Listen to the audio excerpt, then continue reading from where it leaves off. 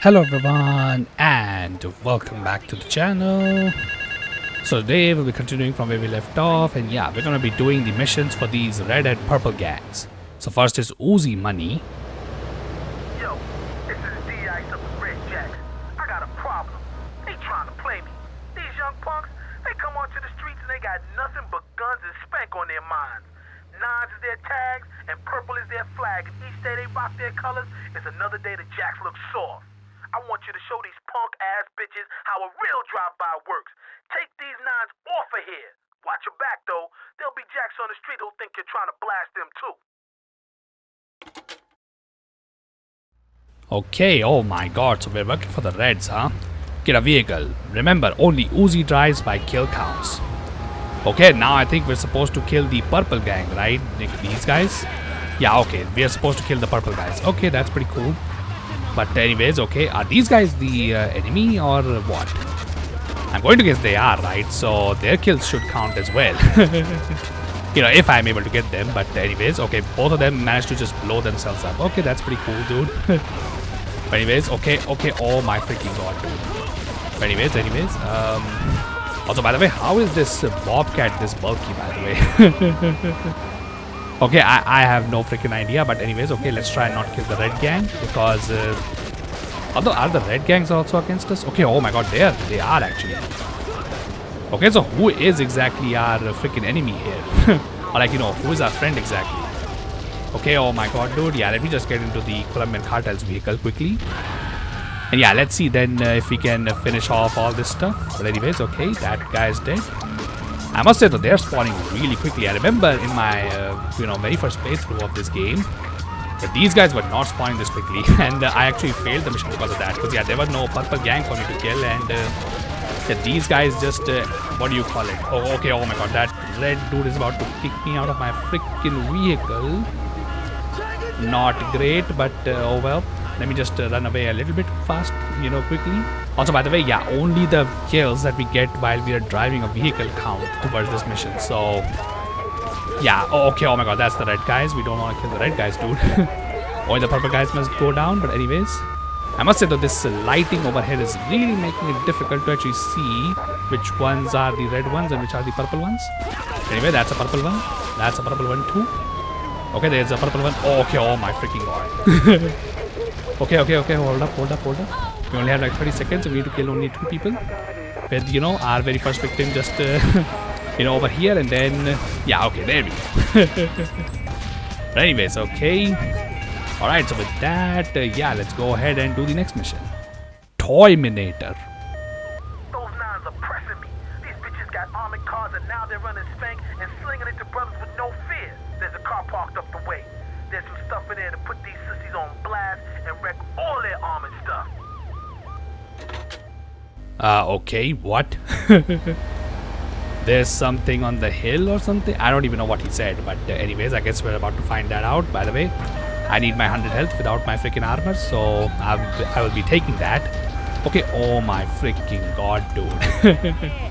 You know, now that I think about it, maybe in GTA 3, the reason why you can always repeat these phone missions is probably so that, you know, players can actually get the money for the final mission, right? Because you can't start it without, what do you call it, getting $500,000, right? Because that's what Catalina asked. Because I'm pretty sure you can't do it until you have that much money. I have that much money, but I want to cover these missions anyway. Plus, I would like to buy some armor, which... you know, obviously I cannot do without, what do you call it, buying this stuff. But anyways, okay, so this van should have something for us. I bet you deal with some armor or something like that. Okay, let's see what he has given us. Buggies left, okay. What am I supposed to do with these things? Okay, oh my god, dude. Also, there's radio on these freaking RC toy cars. Seriously, guys? Okay, what am I supposed to do with this vehicle anyway? If it goes out of range, the RC buggy will detonate. What do you mean if it goes out of range? Like, these guys are clearly too far away from the freaking vehicle, right? No way that I would be able to... Oh my freaking god. Yeah, I forgot what this mission was, and yeah, now I see why this mission is a problem. I only have like 3 buggies, and Yeah, I need to ensure that I don't hit anybody. Also, I can't use my freaking directional buttons to actually see where this vehicle is going. Nor can I use the mouse to control my camera. Okay, oh my god. You know what? This mission is just gonna suck. Yeah, without the ability to actually, adjust the camera, that's gonna make it very difficult. But anyways, okay, where's the armor stuff? This. Alright, cool. So that's one. But the other two seem to be like far away somewhere, so I don't even know how to reach there, if I can be honest. At least without getting out of the range, unless the range is much larger than I'm thinking. But I'm not too sure. But anyways, okay, this is the way out of the island, right? Okay. Okay, oh my god, dude. I don't even know what to do over here. Because, yeah, like NPCs in this game can drive like absolute crazy. Although one of these guys is just driving below. Wait, when did that happen? Okay, I only saw one person. I swear to god. I did not see that there were like two people down there. Although, is he down there? I don't even know, honestly, at this point. I'm not sure where this, driver is, which is pretty close to us. Let's see if he's down here. Yeah, I'm not gonna lie, unlike in Vice City, yeah, GTA 3 does not have the markers to, show you if the target you have is above you or below you. And I don't think he's below me, right? Because if he was, I think he would have appeared here. Because, yeah, this road should technically only go in one circle. Okay, never freaking mind. I was just duped by the game. Yeah, unfortunately, there is no directional, icons in GTA 3 because obviously this game is not designed for Claude to be able to gain too much height on someone, and I just failed this mission because, yeah, there's no way I can, yeah, honestly, I do not even know. Let's just blow it up and fail the mission, and then, yeah. Oh, wait, what? Okay, never freaking mind. I just sabotaged my own self.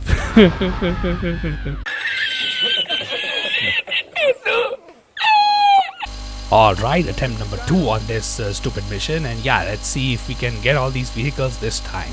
So the first one we know now is just below in this area, so yeah, let's go ahead and blow that armored van up.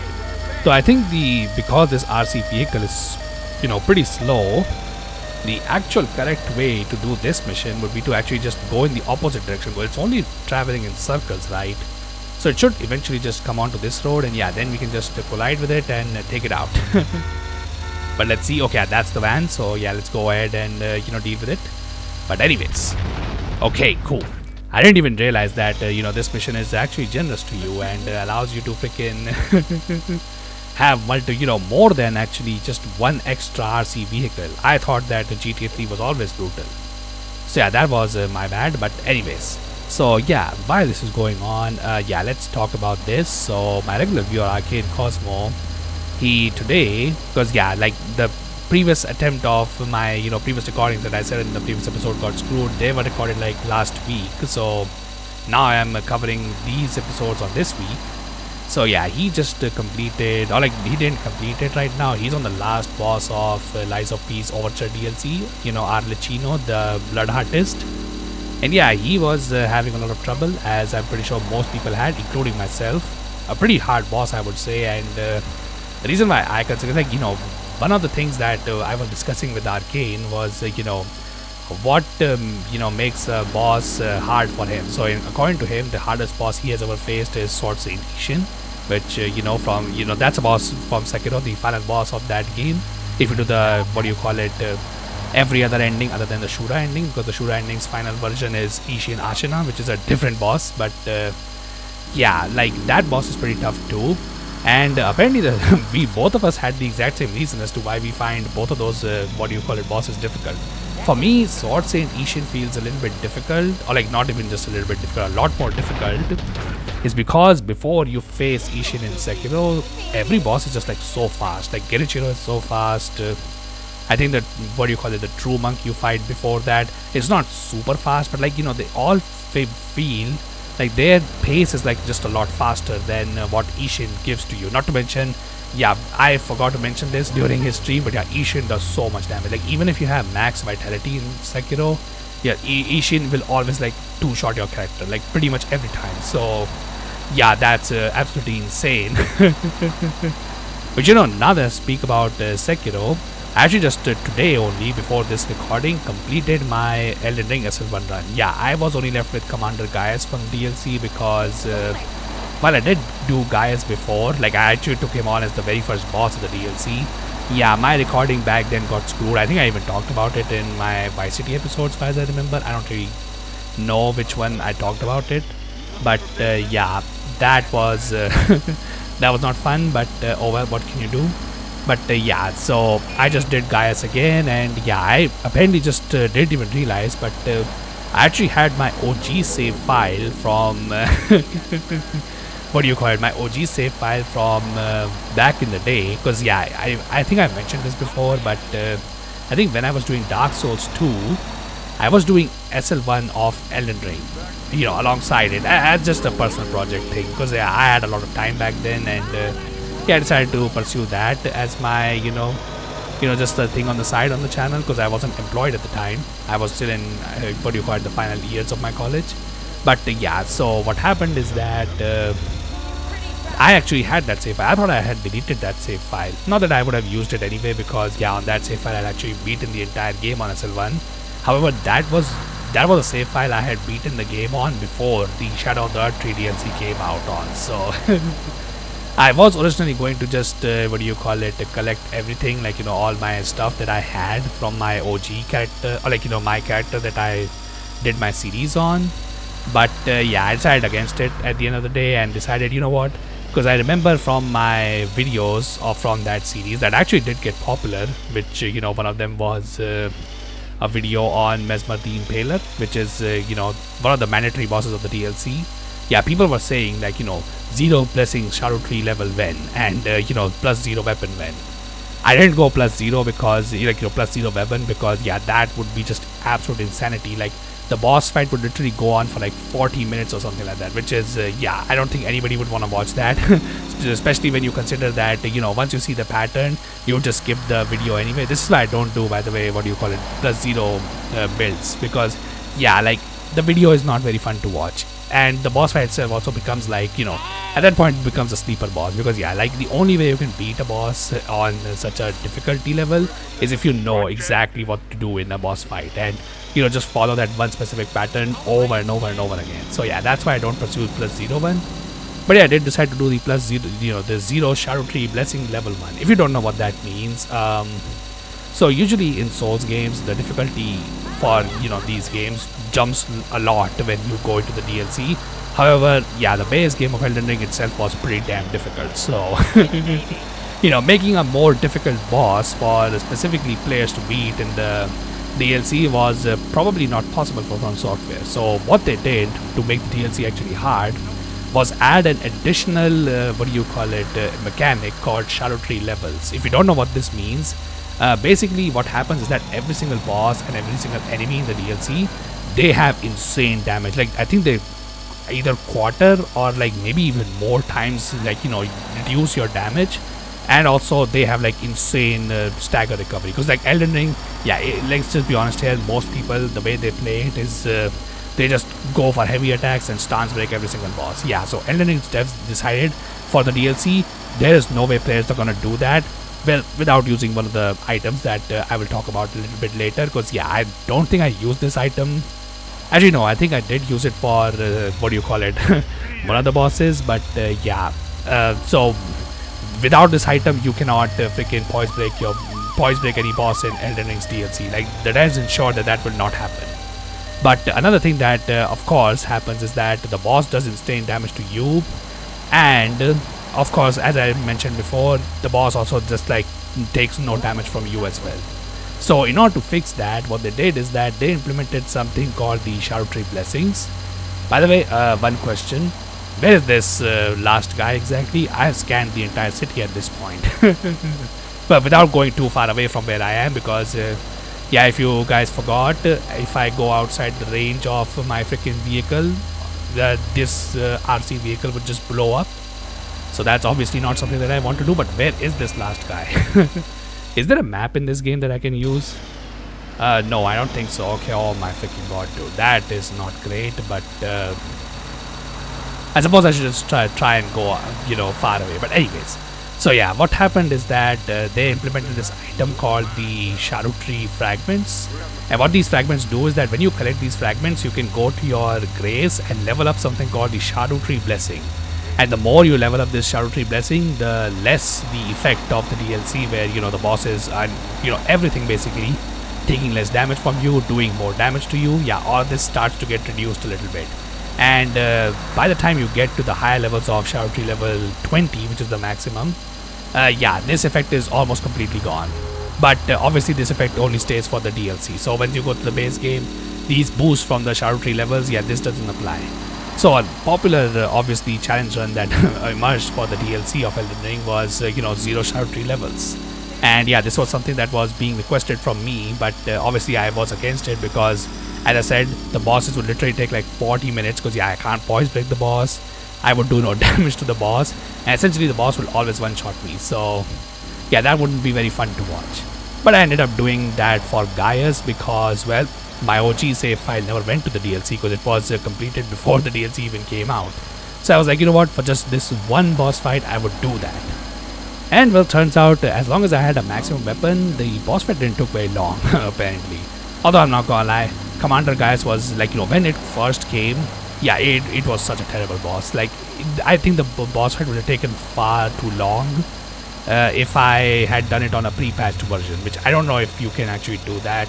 I don't know if there is a way to do this, but yeah, I didn't do that. But even if I did, yeah, it would be an insane thing to even try and attempt him on this pre-DLC nerf. If you don't know what the nerfs to Commander Gaius were, yeah, I do not know how many people know about this, but yeah, there was this the very first attack that Commander Gaius does, which is a giant charge. Yeah, this damn attack's hitbox was such a large hitbox, like you could not roll through it.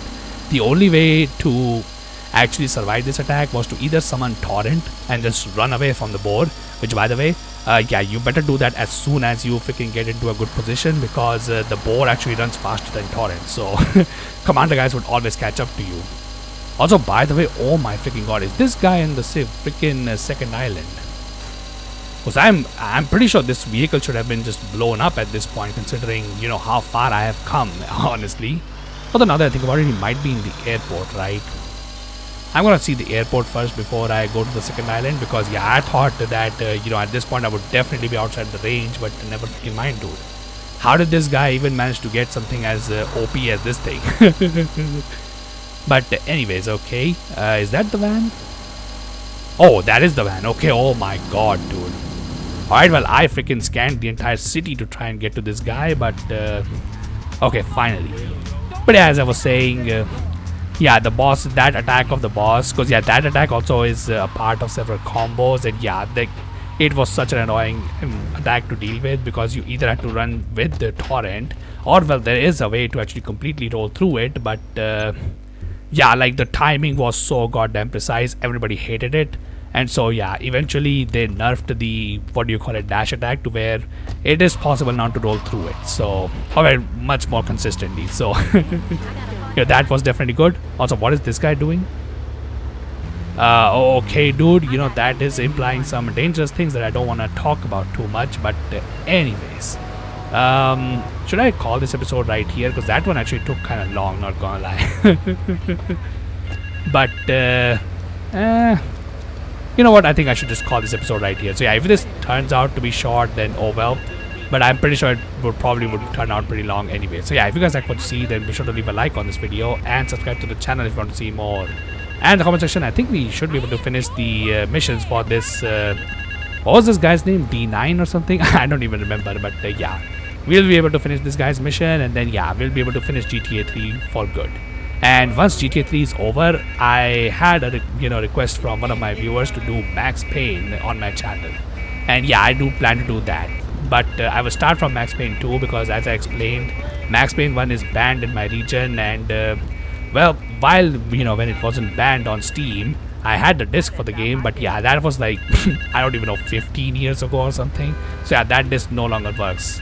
Even if I had a disc, not that my laptop has a disc reader anymore, but I do have an external disc driver, but yeah, it doesn't work, unfortunately, like with the disc at least. So yeah, I only have the option to play Max Payne 2 and 3, but luckily Max Payne 1, at least from what I remember reading from one of Remedy's news articles, they are working on a remake for the original Max Payne. So if that ever comes out, yeah, that's my way of doing Max Payne 1. But yeah, until then, Yeah, if you guys have to see, then be sure to leave a like on this video and subscribe to the channel if you want to see more.